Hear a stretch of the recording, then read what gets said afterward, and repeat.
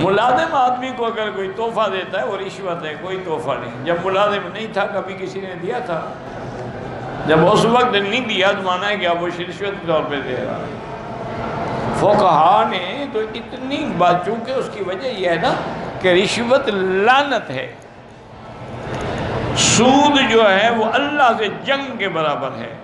علماء اتنی احتیاط کرتے ہیں کہ مثلا ایک آدمی کو آپ نے 1,00,000 روپیہ قرضہ دیا، قرض حسنہ دیا، کوئی سود نہیں کچھ نہیں، آپ سڑک پہ کھڑے تھے، وہ اپنی کار میں گزرا، اس نے گاڑی روک دی کہ آئے حضرت میں آپ کو جہاں کہیں چھوڑ دوں۔ تو اگر قرضے سے پہلے بھی تمہیں اپنی گاڑی پہ چھوڑ آتا تھا تو بیٹھ جاؤ،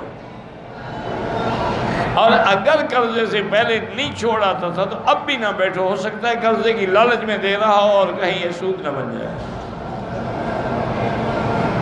اتنا احتیاط کرتے ہیں۔ امام ابو حنیفہ رحمۃ اللہ علیہ،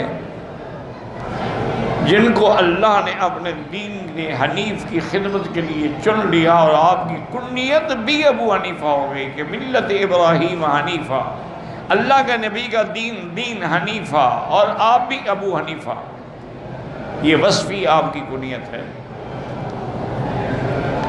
کسی بندے سے قرضہ لینا تھا،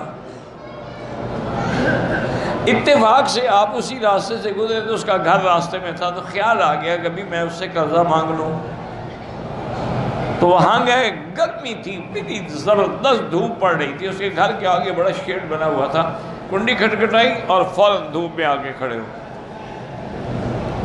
گھر والا نکلا ہو تو حیران ہو گیا، امام حنیفہ دروازے پہ کھڑا ہو کے مذاق تو نہیں تھی؟ وہ آیا جلدی سے کہا حضرت آپ دھوپ میں کھڑے ہیں، سایہ بھی نہیں، اور میں بھائی میں نے آپ سے قرضہ لینا تھا، آپ کے گھر کا سایہ لینا کہیں سود میں شامل نہ، اس لیے میں وہاں سایہ میں کھڑا ہونا پسند نہیں کیا۔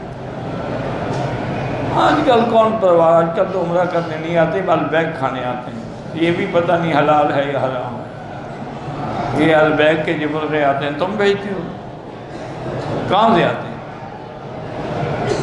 اگر یہ باہر سے آتے ہیں تو اس میں تو کوئی ذبح ہونے کا سوال ہی پیدا نہیں ہوتا۔ باہر کے ملکوں میں چونکہ ان نے لاکھوں مرغیاں بھیجنی ہوتی ہیں، پتہ کیا کرتے ہیں، بیلٹ چل رہی ہوتی ہے، کیسٹ لگا ہوتا ہے، بسم اللہ اللہ اکبر بسم اللہ اللہ اکبر، ان کی گردنیں کٹ دی جاتی ہیں، یہ ذبح۔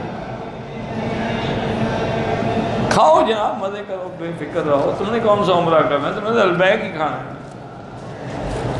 اِنَّ لِلَّهِ وَإِنَّا إِلَيْهِ رَاجِعُونَ وَلَا نَقُولُ إِلَّا قَوَا لَا حَوْلَ وَلَا قُوَّةَ إِلَّا بِاللَّهِ۔ پہلے لوگ تو اتنے احتیاط کرتے تھے، عمرے پہ آتے تھے نا تو چنے اور چھوٹی چھوٹی گڑ کی روڑیاں بنا کے ساتھ رکھ لیتے تھے کہ تھوڑا سا کھایا، زمزم پی لیا، والسلام علیکم، تاکہ حرم سے باہر نہ جانا پڑے، حمام نہ جانا پڑے، بازار نہ جانا پڑے، اتنا وقت تمہارا ضائع نہ ہو۔ من مكة حبيبي نور سطع المدينة